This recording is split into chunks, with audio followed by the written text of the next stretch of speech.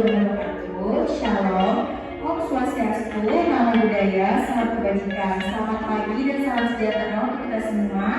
Yang saya hormati Kepala Kader Posyandu Cerme serta Kepala Desa Cerme.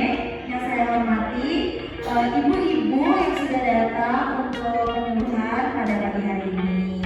Puji syukur kita panjatkan hadirat Tuhan Yang Maha Esa atas limpah rahmat dan karunia-Nya kepada kita semua, sehingga saat ini kita masih bisa diberikan kesempatan untuk dapat bertemu di ruang ini dalam agenda penyuluhan ASI eksklusif.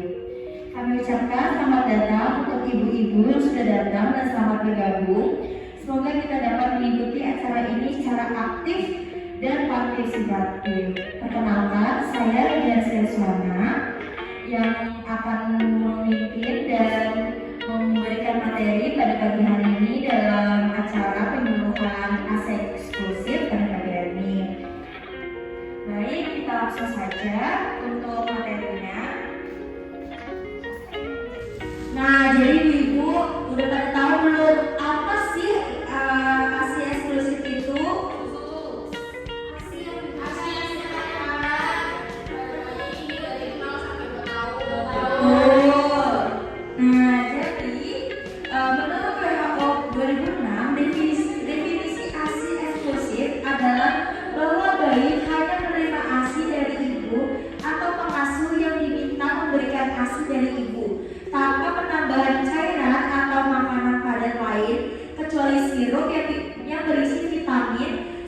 Suplemen mineral ataupun obat. Nah, ini ada manfaat ASI bagi ibu. Yang pertama, mengurangi resiko kanker payudara dan ovarium. Kenapa bisa dibilang mengurangi resiko kanker? Karena jika ASI itu tidak dikeluarkan kepada bayi atau kita tidak mengeluarkan ASI kita, itu bakal menimbulkan penyakit karena terjadi penumpukan pada payudara sendiri. Yang kedua, mengurangi pendarahan setelah melahirkan. Yang ketiga, mempercepat penurunan berat badan setelah melahirkan. Nah, jadi kalau kita nggak mengeluarkan ASI kita melalui feeding ataupun pumping, itu bisa menurunkan berat badan setelah melahirkan. Pasti kalau udah melahirkan kita pasti belum turun kan berat badannya. Nah, dengan cara pumping ataupun feeding kepada bayi itu bisa membantu kita menurunkan berat badan. Selanjutnya, menunda kembalinya kesuburan dan yang terakhir mengurangi depresi pasca melahirkan. Nah, ada pun manfaat ASI bagi bayi itu sendiri. Yang pertama, sumber makanan terbaik sampai usia 6 bulan. Nah, jadi sumber makanan terbaik pada bayi dari umur 0 sampai 6 bulan yaitu adalah ASI. Jangan diberi susu formula ataupun makanan lainnya ya, seperti pisang kayak gitu. Jangan dulu ya ibu-ibu. Tunggu lebih dari 6 bulan baru kita bisa memberikan MPASI atau makanan pendamping ASI. Yang kedua, bayi tidak mudah sakit. Nah, seperti yang udah aku jelasin, karena sumber makanan terbaik adalah ASI, jadi udah timun semua nih, mineral, vitamin semuanya udah ada di dalam ASI dari ASI ibu. Jadi itu tidak bisa membuat bayi tidak mudah sakit. Yang ketiga, meningkatkan kasih sayang ibu dan bayi. Kenapa seperti itu? Karena kita memberikan ASI itu skin to skin. Nah, skin to skin itu sendiri akan membuat ibu dan bayi merasa lebih dekat dan meningkatkan rasa sayang itu sendiri. Yang terakhir, menunjang tumbuh kembang yang optimal. Selanjutnya, cara menyimpan ASI yang baik dan benar. Di sini udah ada cara-cara menyimpan ASI yang baik dan benar. Yang pertama ada lemari pendingin bawah atau kulkas bawah, ibu-ibu tuh kulkas di bawah.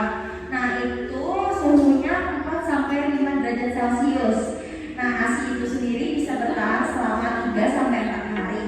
Sedangkan kita menggunakan ice pack itu kalau kita taruh di termos lalu bikin ice pack, tahu kan ibu-ibu semuanya. Nah, itu suhunya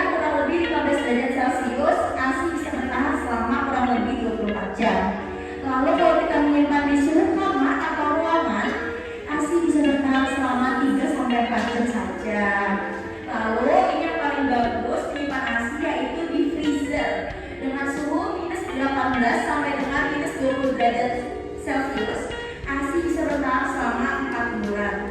Jadi ASI paling bagus itu disimpan di freezer ya ibu-ibu semuanya. Lalu di sini simpan ASI yang akan diberi 3-8 hari ke depan di kulkas, sisanya di freezer. Nah, jadi misalnya kita habis pumping nih, kita jangan sore ditaruh di ASI supaya tetap bagus. Jadi misalnya 3 hari ke depan, 3-8 hari ke depan, taruh aja di lemari kulkas yang bawah. Lalu kalau sisanya, misalnya masih banyak nih ASI-nya waktu pumping, taruh aja di freezer. Jadi jangan ditaruh di freezer semuanya ya ibu. Lalu mencampurkan ASI segar 8-24 jam sebelum asal suhu sama. Lalu cairkan ASI beku di kulkas semalaman. Bayi minum ASI dingin, suhu ruang atau hangat. Lalu sebelum kita memperah ASI, jangan lupa ibu-ibu mencuci tangan terlebih dahulu agar tetap steril, tidak ada bakteri-bakteri yang masuk ke dalam ASI tersebut. Lalu pakai botol kaca atau plastik polypropylene. Nah, itu banyak kok dijual-jual di e-commerce, di toko-toko itu udah banyak banget yang jual. Jadi jangan bingung untuk mencari plastik tersebut. Lalu wadah air panas dicuci dan dibilas air hangat. Jadi kalau kita mau kasih susu ASI kepada bayi kita, jangan lupa botolnya itu dicuci terlebih dahulu, lalu disterilkan dengan cara merebus atau merendam botol dengan air panas. Begitu ya ibu. Lalu ASI beku bisa bertahan kurang lebih 24 jam di kulkas dan 4 jam di suhu ruang. Mudah dijelaskan tadi. Lalu ini ada frekuensi menyusui pada bayi. Saat pertama kali menyusui atau inisiasi menyusui dini atau IMD, biasanya waktu menyusui bayi berkisar kurang lebih selama 15 menit saja. Setelah IMD selesai, bayi mungkin baru akan menyusu lagi dalam kurun waktu 2-2,5 jam setelahnya. Nah, Ikatan Dokter Anak Indonesia atau IDI menjelaskan bahwa jadwal menyusui bayi baru lahir sebaiknya sekitar 8-12 kali dalam sehari. Sementara untuk rentang waktu dalam sekali menyusu, bayi biasanya membutuhkan kurang lebih 10-15 menit. Lama juga ya, tapi bagi anak kita apa sih yang enggak ya ibu? Setelah beberapa hari pasca melahirkan sampai usianya sekitar 1 bulan, keinginan bayi untuk menyusu bisa timbul setiap 1 jam sekali. Jadi dalam sehari jadwal menyusui bayi baru lahir terhitung bisa sekitar 8-12 kali. Sementara untuk durasi waktu setiap kali bayi menyusu dapat memakan waktu 20-45 menit. Durasi menyusui ini bisa berkurang seiring berjalan pertumbuhan usia bayi kita. Nah, agar pemberian ASI lebih optimal, sebaiknya perhatikan posisi menyusui yang tepat. Menerapkan posisi menyusui yang benar bukan hanya sekedar membantu bayi agar lebih mudah saat menyusui. Di sisi lain, menemukan posisi yang nyaman juga dapat mencegah Anda mengalami masalah ibu menyusui seperti pegal dan nyeri punggung kalau kita menyusui kelamaan. Ini ada posisi-posisinya ibu. Nah, bahkan posisi yang tepat bisa semakin memudahkan agar produksi ASI bisa semakin banyak. Di sini ada posisi-posisi menyusui yang baik, ada 5. Bisa diperhatikan gambar-gambarnya atau bisa dilihat dari leaflet yang sudah saya bagikan tadi. Yang pertama, posisi menyusui balita pada kondisi normal. Lalu ada posisi menyusui bayi baru lahir yang benar di ruang perawatan, ini sambil setengah berbagi atau setengah duduk. Posisi menyusui bayi bila ASI penuh. Lalu ada posisi menyusui bayi baru lahir yang benar di rumah. Bisa diperhatikan ya ibu-ibu seperti itu, jangan sampai salah. Lalu posisi menyusui bayi jika kembar secara bersamaan kanan kiri seperti itu. Nah, udah materi yang saya bagikan tadi udah bisa dibaca lagi di leaflet yang udah saya bagikan tadi. Jika kurang jelas, saya lanjutkan ke sesi pertanyaan. Silakan ibu-ibu yang ingin bertanya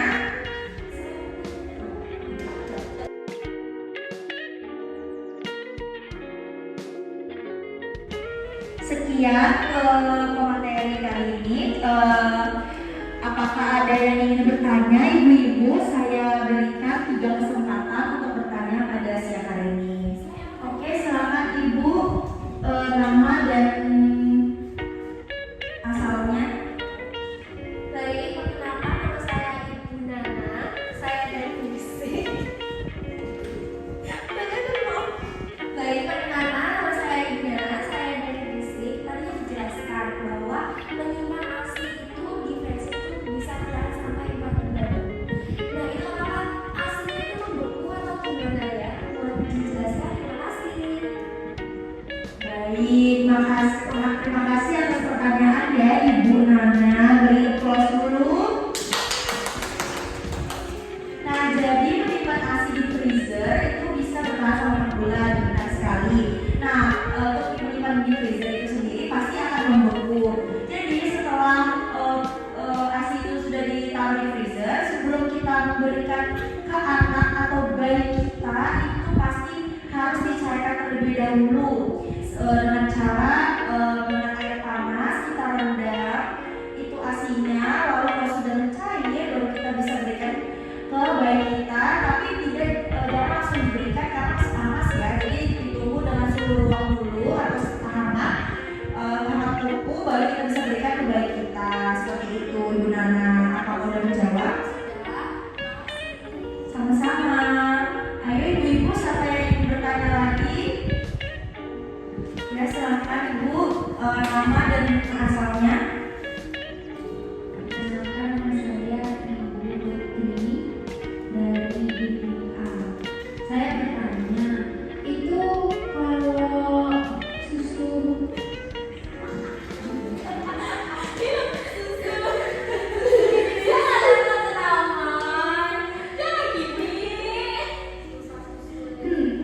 itu kalau ASINya tidak keluar, itu karena faktor apa ya? Kan ada itu kalau ibu habis lahiran terus nggak langsung keluar ASINya, itu karena faktornya apa? Terima kasih. Sebenarnya, oke, makasih pertanyaannya Ibu Putri. Jadi pertanyaannya tadi ke faktor apa yang bisa mempengaruhi ASI ibu itu tidak kuat. Jadi sebenarnya itu tuh sebenarnya faktor dari makanan kita sebelum kita melahirkan, waktu kita hamil itu bisa mempengaruhi juga. Tetapi saya punya saran untuk ibu jika setelah melahirkan, sebelum melahirkan itu tidak keluar ASINya, yaitu dengan cara tetap menyusui walaupun itu tidak keluar, tapi tetap harus dicoba untuk merangsang payudaranya untuk ASINya keluar, seperti itu. Gimana, udah menjawab Ibu Putri? Ya. Ibu-ibu lain ada yang ingin bertanya lagi? Saya persilahkan. Jika nggak keluar, apa boleh diisi formula? Baik. Menikah Pak. Macet. Saya capek, duduk aja ya Bu. Oh iya, silakan. Bapak sakit ya mungkinnya. Ya, kalau misalnya aslinya udah dulu kalau ya nama saya Lisa dari Fisik. Kalau misalnya aslinya itu tadi udah berusaha dikasihin ke anaknya, tapi masih belum bisa keluar. Kalau misalnya kita beli susu formula dari sejak lahir itu apakah boleh ya Bu? Terima kasih Bu Lisa atas pertanyaannya. Apakah boleh bayi baru lahir langsung diberikan susu formula karena susu ASI ibunya tidak keluar seperti itu? Baik, saya izin menjawab. Jadi bagi payudara yang tidak keluar ASI, apakah boleh langsung diberi susu formula? Itu boleh. Tetapi kita harus usaha untuk ASI dahulu karena ASI itu paling bagus bagi bayi kita. Tidak ada susu formula yang paling bagus untuk bayi kita selain ASI. Jadi kalau misalnya sudah tidak bisa lagi, ya kita harus mencari susu formula yang bagus, apa yang sesuai umur bayi. Baru kita bisa memberikan susu formula seperti itu. Apakah sudah menjawab? Terima kasih ibu-ibu atas waktunya dan kerjasamanya serta kedatangan ibu-ibu di sini. Saya Regina Sketswana, mahasiswa D3 Keperawatan Universitas Erlangga, mohon undur diri. Sekian, terima kasih. Salam ASI eksklusif.